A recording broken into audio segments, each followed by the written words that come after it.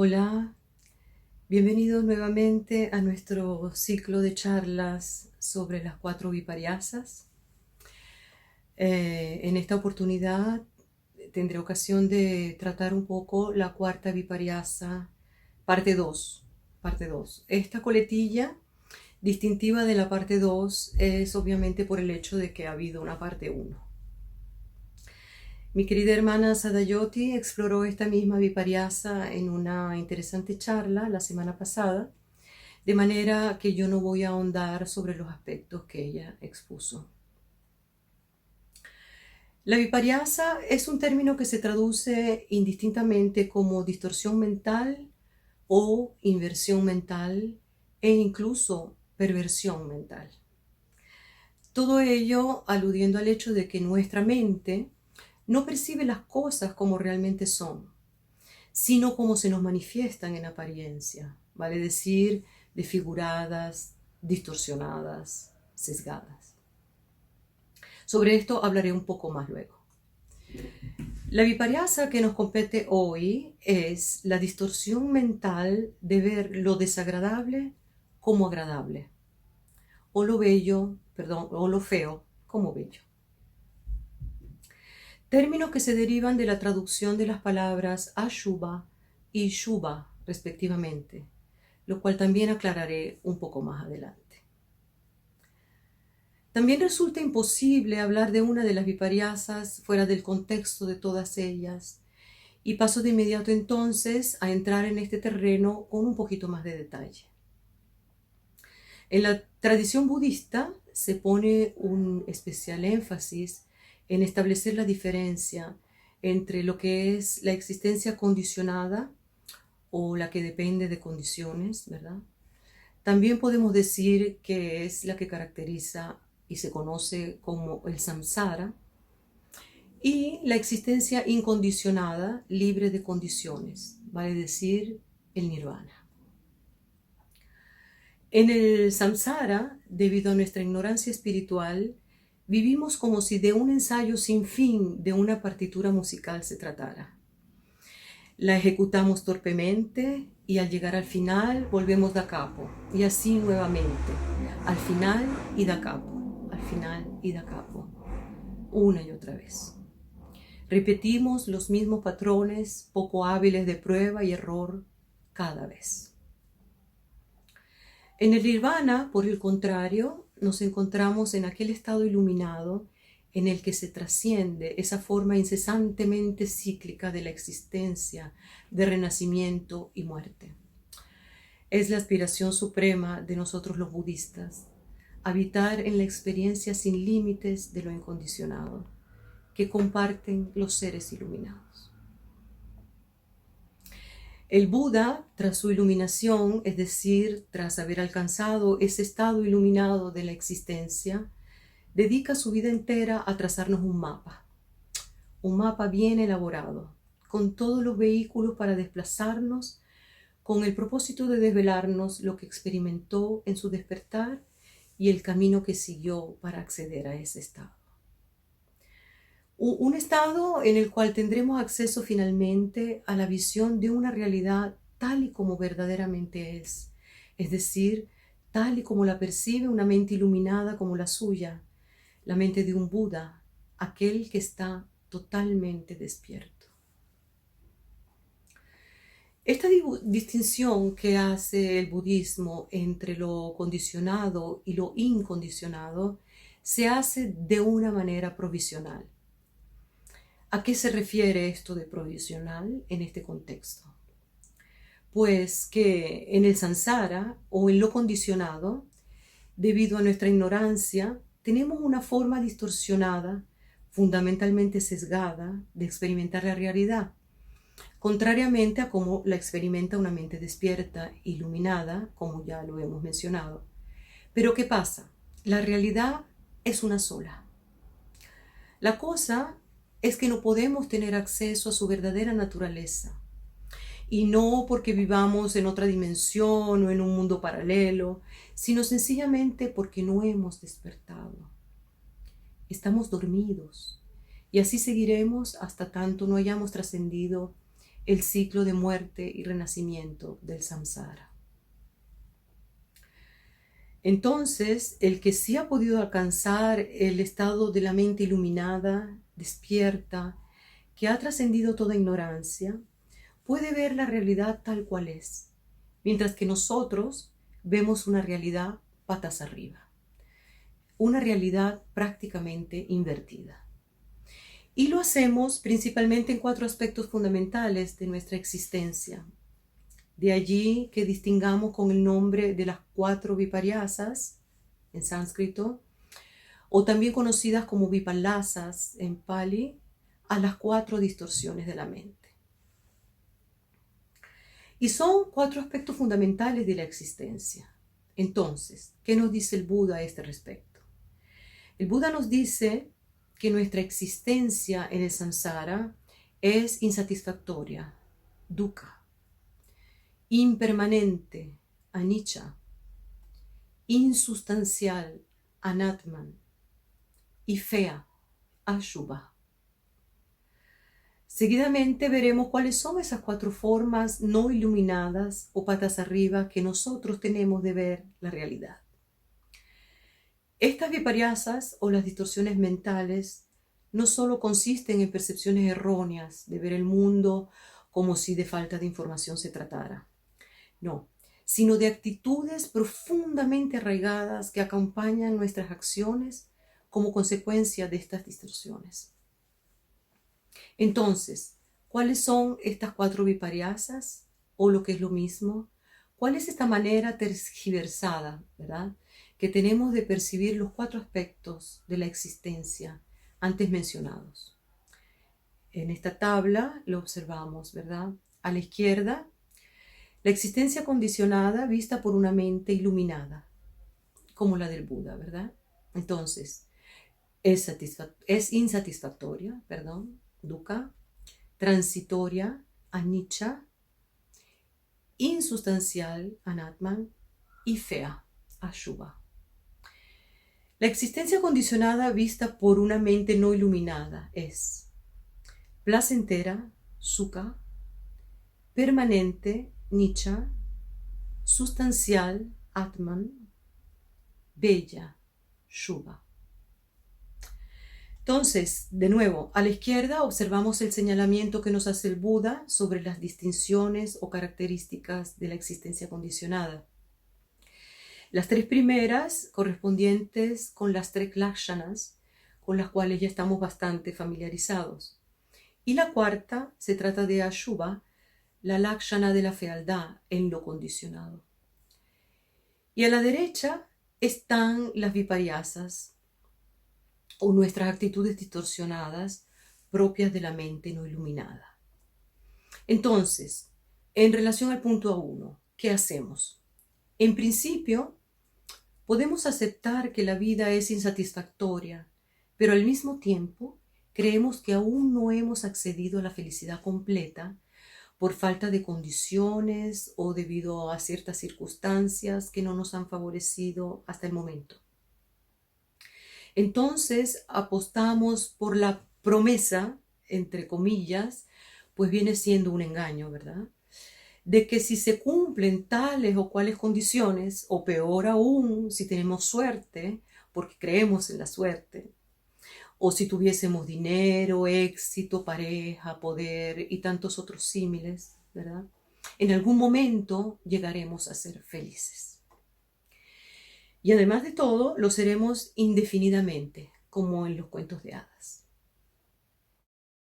En relación al punto 2, sabemos que la vida es impermanente o transitoria, pero vivimos como si fuese permanente.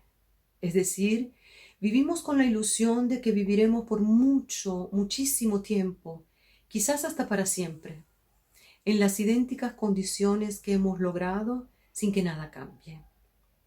No queremos ver que todo cambia. Ponemos un gran empeño, muchísimo esfuerzo por mantener lo que pensamos que ha de ser una vida placentera.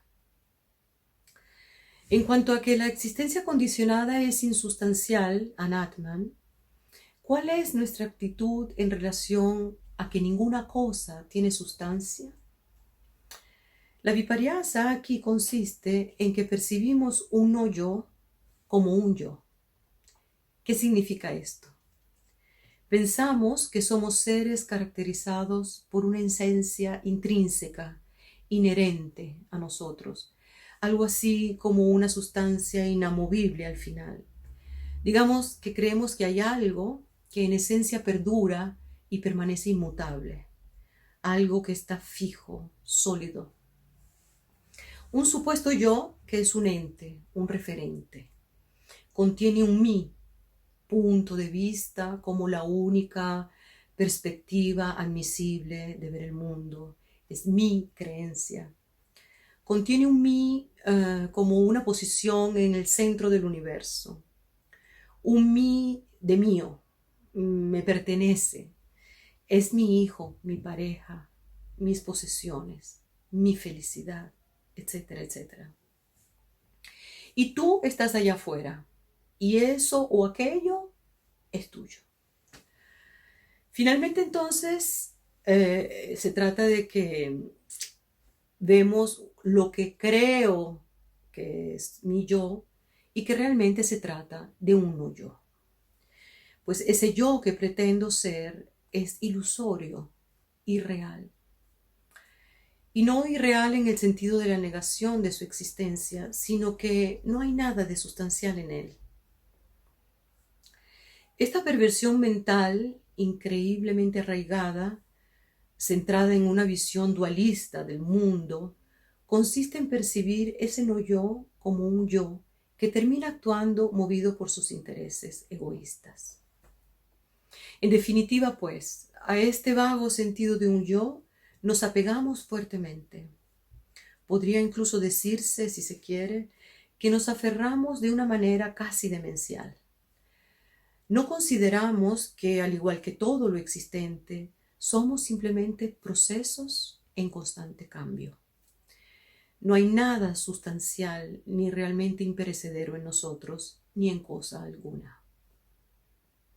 Dharmakirti nos lo explica ampliamente en su charla, que también forma parte de este ciclo de charlas sobre las viparyasas. Y cuarto, y finalmente aquí, como decimos en mi tierra, llegamos al llegadero, la existencia condicionada es fea, ashubha, pero nos imaginamos que es bella. O es desagradable, pero la percibimos como agradable. Entonces, como habrán podido observar, nuestra mente no iluminada hace una conversión, es decir, prácticamente invierte la realidad de la existencia condicionada en algo que es lo que en verdad prefiero creer. Aquí en la tabla lo podemos observar claramente. Las 4 viparyasas. Entonces, vemos el mundo como si fuese un lugar suficientemente placentero, contrariamente a ver que existe el sufrimiento. ¿Y cuál es la distorsión mental en esto? Es la distorsión mental de percibir el placer en lo que es insatisfacción. Achalamati también nos lo comenta en su charla titulada Trabajando la experiencia de dolor en la meditación. Luego tenemos que también vivimos como si fuésemos a vivir por siempre, ¿verdad? La distorsión mental de percibir lo permanente en la transitoriedad.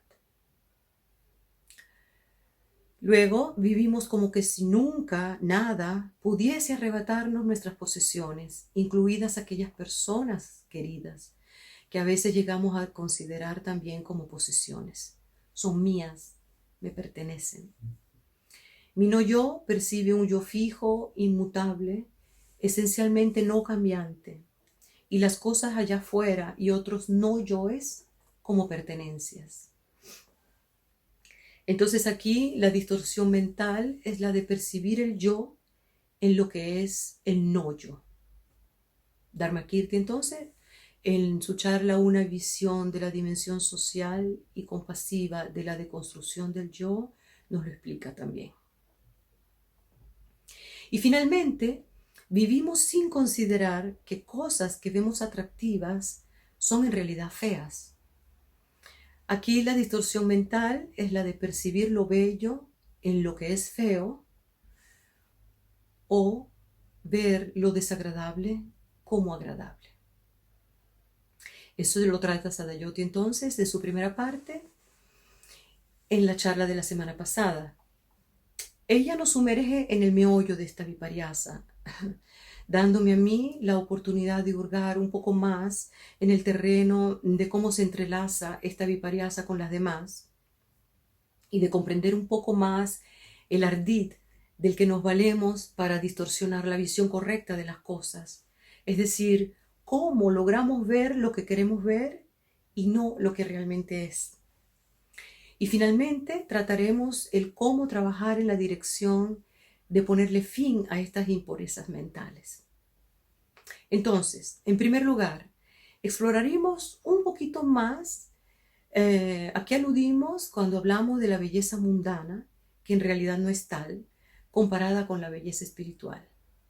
La belleza que podemos hallar en planos superiores de la existencia, ¿verdad? Luego, en segundo lugar, nos adentraremos en cómo darle la vuelta a esta distorsión mental, al vehículo que nos desvelan las enseñanzas del Buda para acceder al mapa que él nos trazó, en aras de alcanzar lo incondicionado.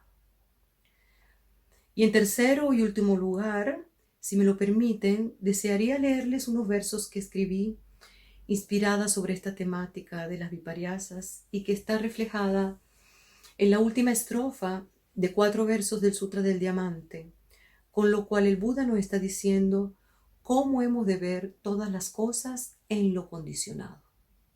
Vale decir, en el samsara, ¿verdad? Entonces, en relación a la belleza, Shubha, contrastando con Ashubha, diremos que no es tan solo lo bello a lo que la palabra hace referencia, sino también y de forma literal se refiere a la pureza. Su contraparte, por el otro lado, se deriva por medio de la adición de un prefijo negativo a al término Shubha, es decir, hablamos de Ashubha, cuyo significado no es solo lo feo, sino también lo horrible, desagradable, repulsivo e impuro. Ahora bien, el Buda no negó la existencia de la belleza en el samsara, y de hecho en un fragmento de su enseñanza donde él lo aclara, podemos leer las siguientes palabras del Buda. Él dice así: esto es lo que yo digo. Siempre que uno alcanza la libertad, que se llama lo bello, sabe entonces lo que es de verdad la belleza. Repito, siempre que uno alcanza la liberación, es decir, el nirvana, que se llama lo bello, sabe entonces lo que es de verdad la belleza. ¿Qué está queriendo decir? Ciertamente no podemos considerar que en el samsara un hermoso atardecer, por ejemplo, sea feo. O incluso el arrobamiento que nos produce una impresión casi mística de una bella experiencia, sino que en comparación con las bellezas de un plano de realidad superior, las cosas recién mencionadas como bellas en este plano inferior son por mucho realmente insignificantes. Este es el punto central de esta enseñanza del Buda, lo que nos lleva a ver claramente además que la belleza, por consiguiente, es un término relativo. Dependerá de si lo vemos con una mente iluminada o con una mente no iluminada.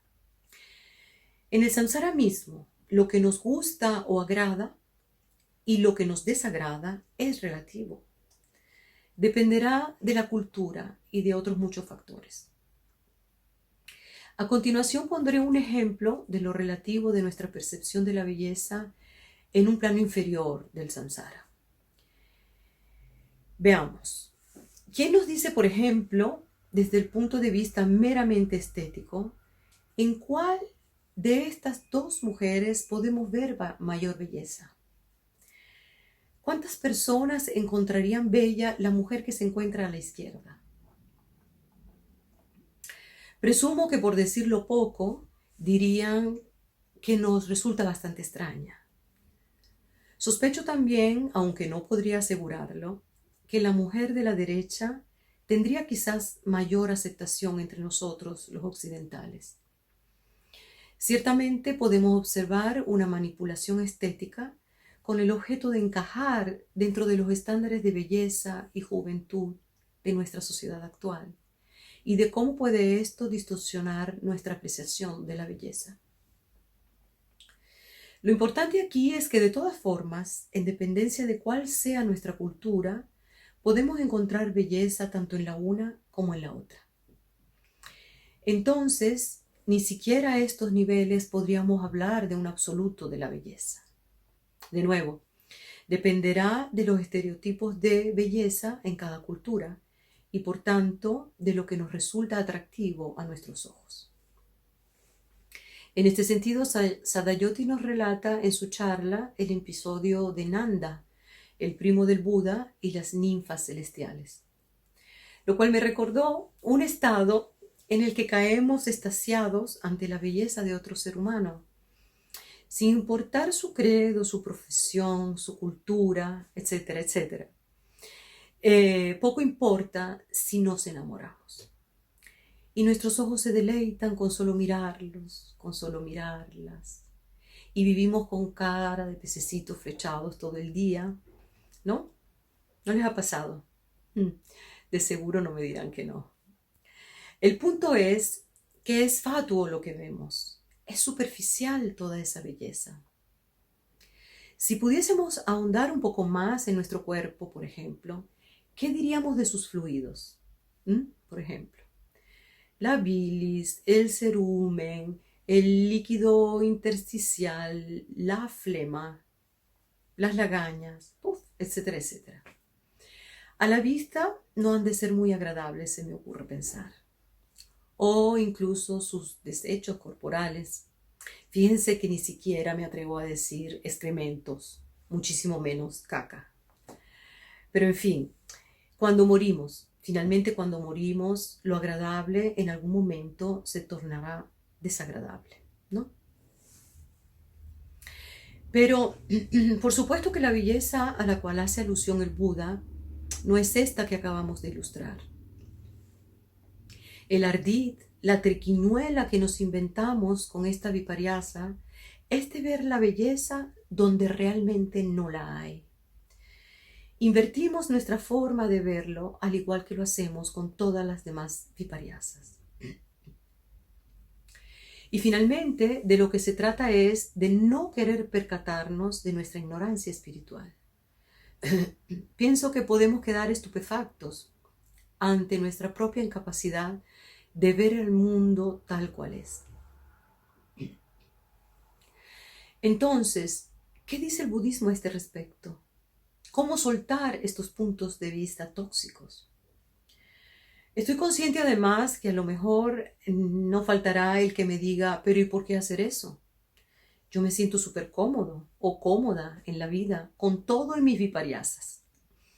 Es más, no era necesario tampoco que supiera que son distorsiones de mi mente. Bueno, sí, es una elección, ¿verdad? La tradición budista nos advierte del peligro que implican estas viparyasas o perversidades mentales. Y es que como no se trata de una mera cuestión de tener información incorrecta, sino que son actitudes profundamente radicadas en nosotros, fruto de nuestros condicionamientos, nos causan muchísimo apego, mucho apego a lo mundano, que no nos permite ver más allá de nuestras narices. No nos permiten acceder a la belleza suprema de la libertad. A mí me gusta mucho esta imagen que siempre llega a mi mente. Si vamos en sentido contrario al de la liberación, porque no vemos más allá de nuestras narices, vamos desandando el camino espiritual y de ese modo no alcanzaremos a escuchar la voz del Buda. Él, en cambio, nos invita dentro de lo condicionado a ascender en la meditación a planos superiores de conciencia, para ver la fealdad y la impureza de las cosas pertenecientes a los planos inferiores. Bhante Sangarashita, nuestro maestro, además de toda su enseñanza en ese sentido, que incluye su propuesta del sistema de prácticas en Trirana, nos deja un legado de alabanza a la belleza con sus hermosos poemas. E incluso nos estimula a adentrarnos en el mundo de las artes en nuestra vida dármica, como una forma de elevar nuestra conciencia a esos niveles superiores. Aquí ya nos vamos perfilando en el camino de acceder a la belleza espiritual, aquella que no podemos cotejar con ninguna cosa en lo condicionado.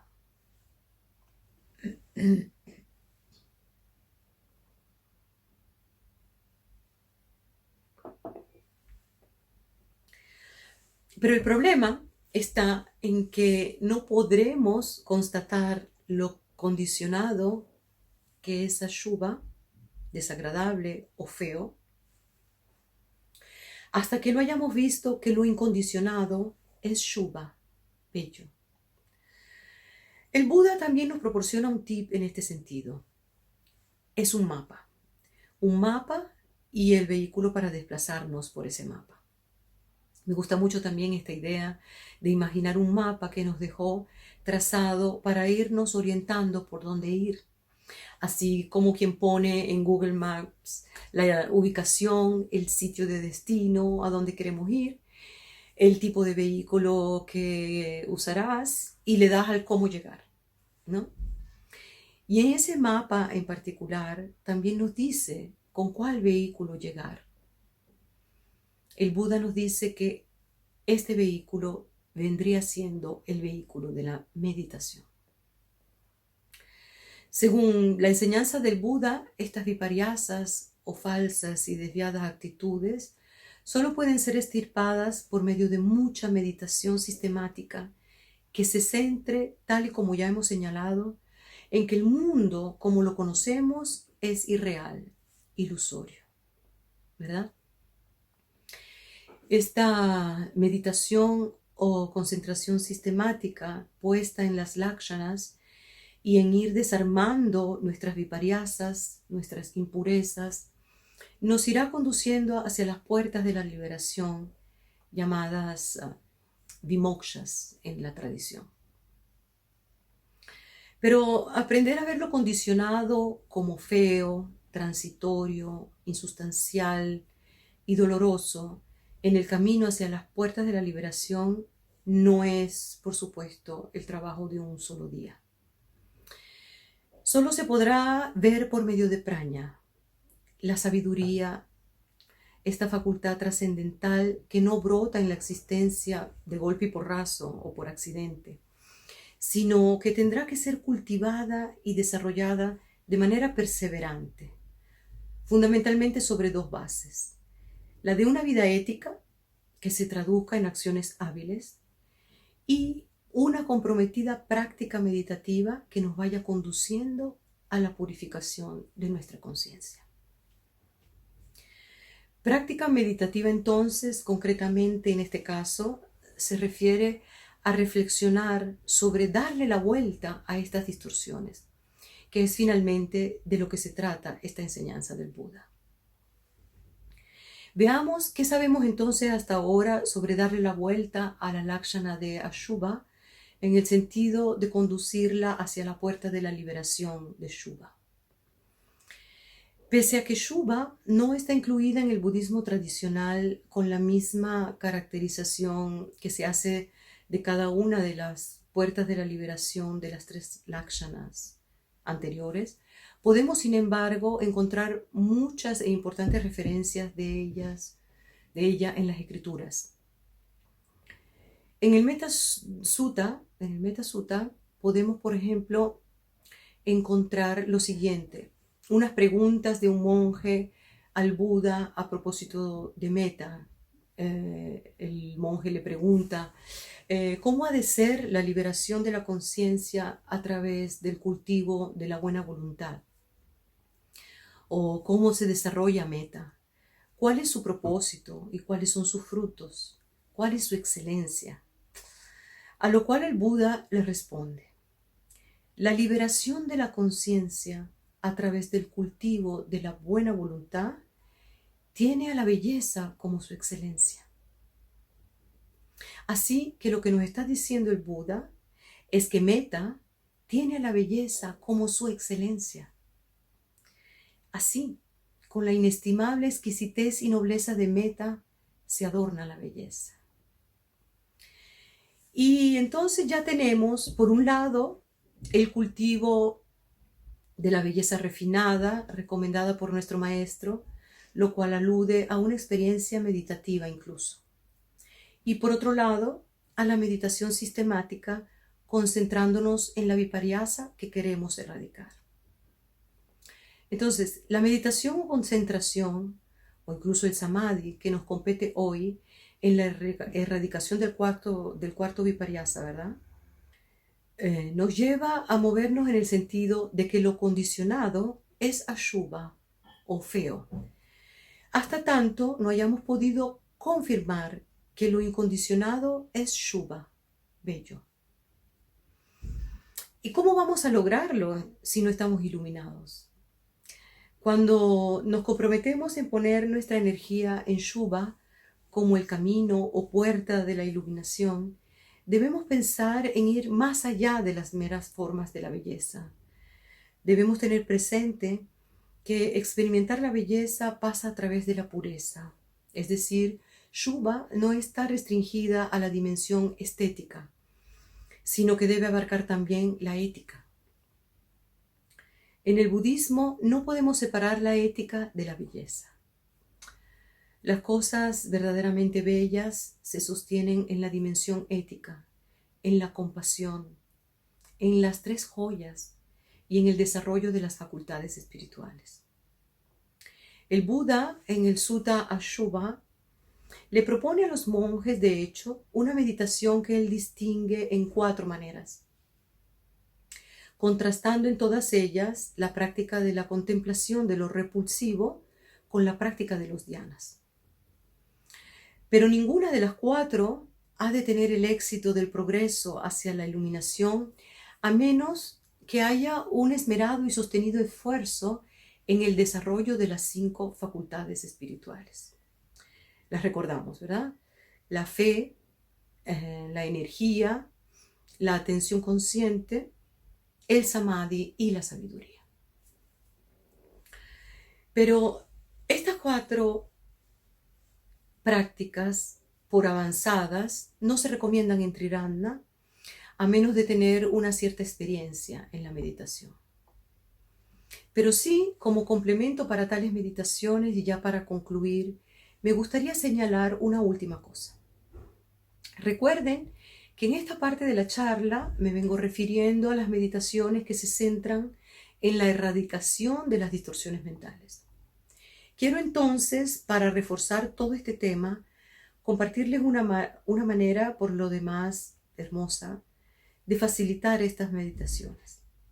Bhante Sangrashita, nuestro maestro, nos alentó en vida no solo a reflexionar sobre las lakshanas, sino también en sus correspondientes samadhis o vimokshas. Samadhis como la meditación o concentración en ellas, y vimokshas como su correspondiente puerta hacia la liberación. Cada una de las lakshanas podemos concentrarnos en ellas, con cada una, al tiempo que visualizamos un bodhisattva que le ha sido asignado y que nos guiará a las puertas de la iluminación correspondiente con cada una de ellas. Veamos esto un poquito más en detalle.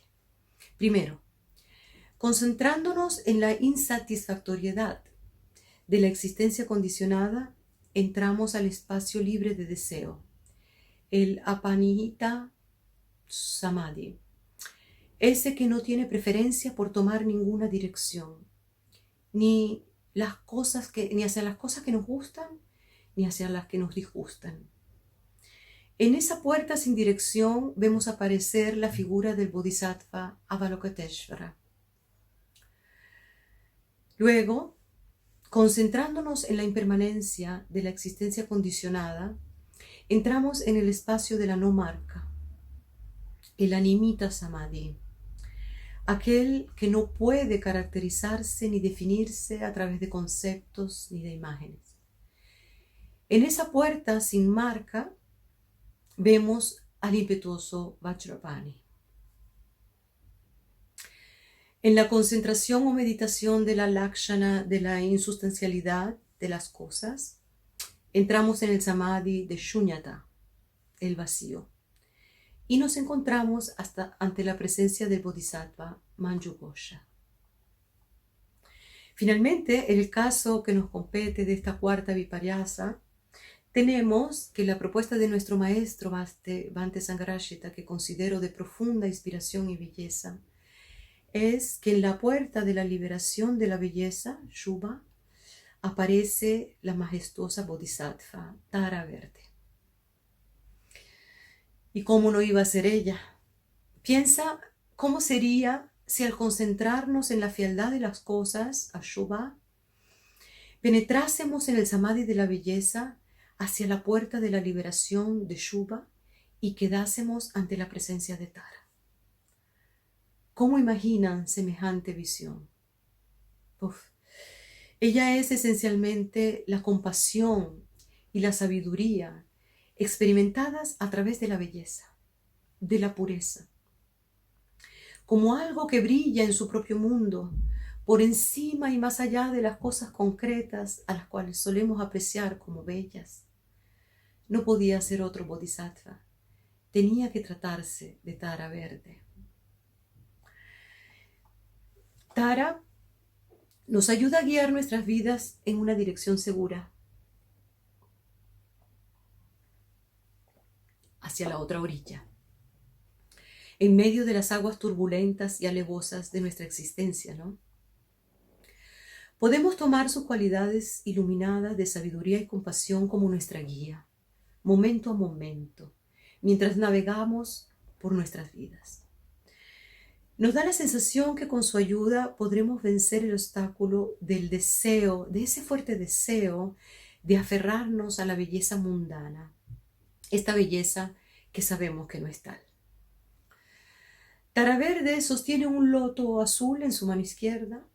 La flor de loto florece de noche y es por eso que Tara nos protege en el momento de mayor temor, ya sea que estemos literalmente en las tinieblas o en la oscuridad de nuestra ignorancia. El significado central de la flor de loto es que permanece impecable, inmaculada, pura, incluso en los ambientes más contaminados. Por lo tanto, el loto tiene desde tiempos inmemoriales la potestad de existir en el mundo sin ser contaminada por él. ¿Ok? Otra cosa relacionada con la belleza es el aspecto de Tara Verde, principalmente su verdor. Tara en algunas representaciones es una diosa del bosque y en una historia se le muestra vestida de hojas. Su tierra pura, en distinción a otras que están compuestas de gemas preciosas y tal, se dice que es exuberante y verde como un bosque frondoso.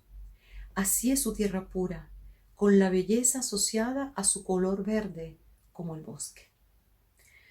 Tara Verde nos inspira, pues, a ver en términos de lo incondicional lo que es verdaderamente puro, bello, la forma ciertamente victoriosa de mirar la realidad. Y en este caso, ¿qué vemos en Tara? La compasión inspirada en la ayuda a los demás. Entonces, al visualizar en el samadhi a esta hermosa Tara Verde, podemos acceder a un estado en el que vamos degradando la viparyasa y en el que vamos avanzando hacia un estado de equilibrio emocional, en el que ya no nos inclinamos por lo que nos gusta ni por lo que nos disgusta. Vendría siendo el camino hacia lo incondicional, aquello que se engalana con el sabor de la libertad, moksha, ¿no es cierto? Aquello que tiene la marca de la auténtica belleza, Shubha. y que está embebido de ecuanimidad, que es al final ese estado en el que nos movemos, en el cual ninguna de nuestras acciones tiene un motivo egoísta, ni nos guía nuestra única y errada perspectiva de ver al mundo.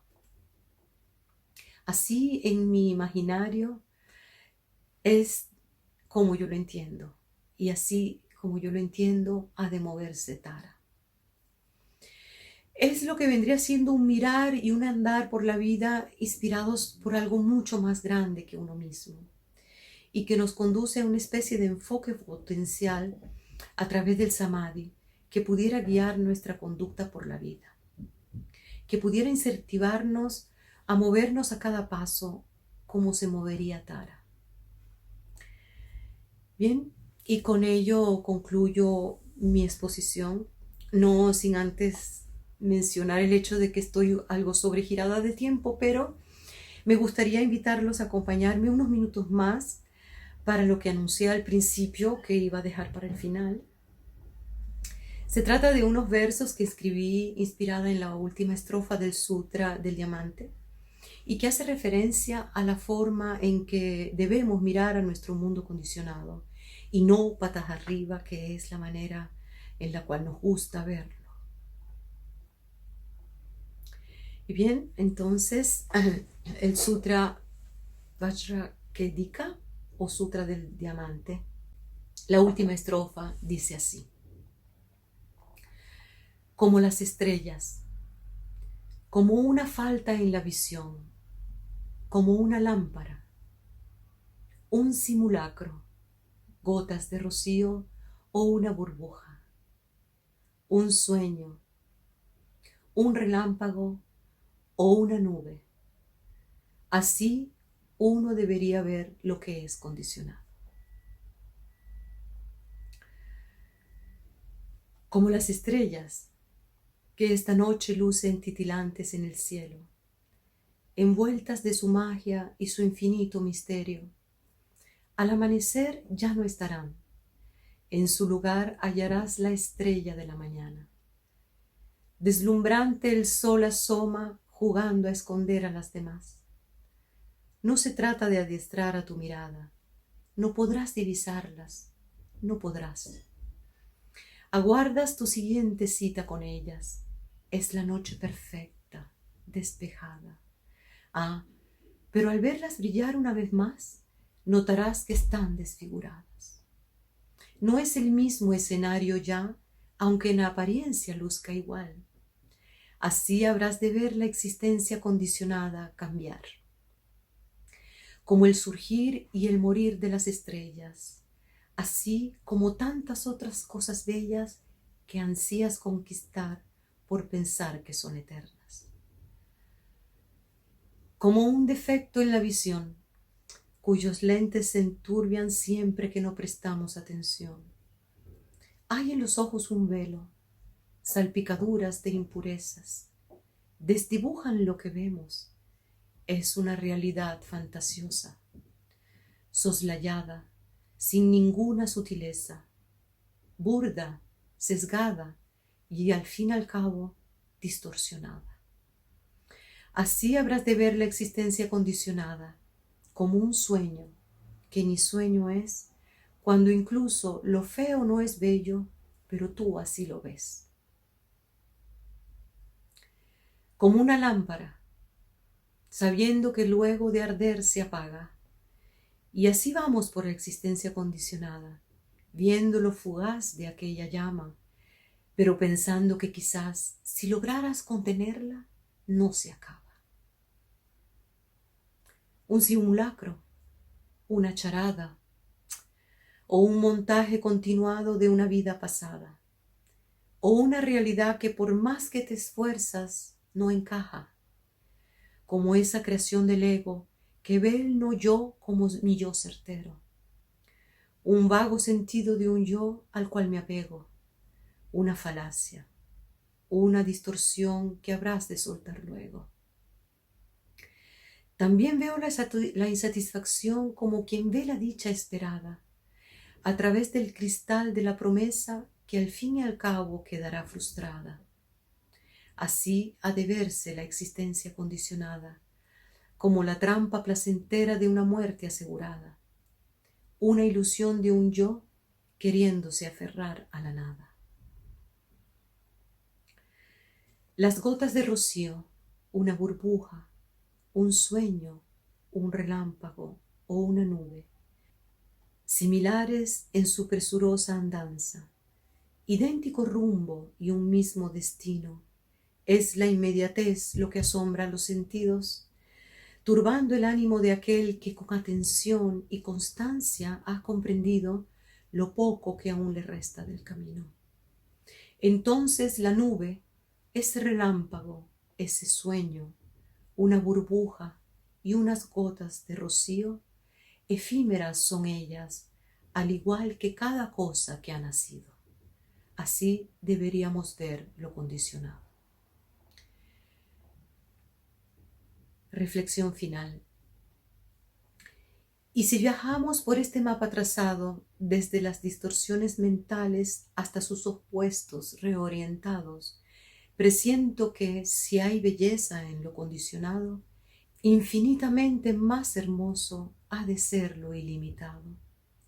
Allí donde los dignatarios de lo incondicional mutan cualquier apego terrenal en navegadores sin frenos hacia la muerte espiritual. El renacer se vestirá de fiesta luego, pletórico del regocijo supremo, el del placer de la libertad.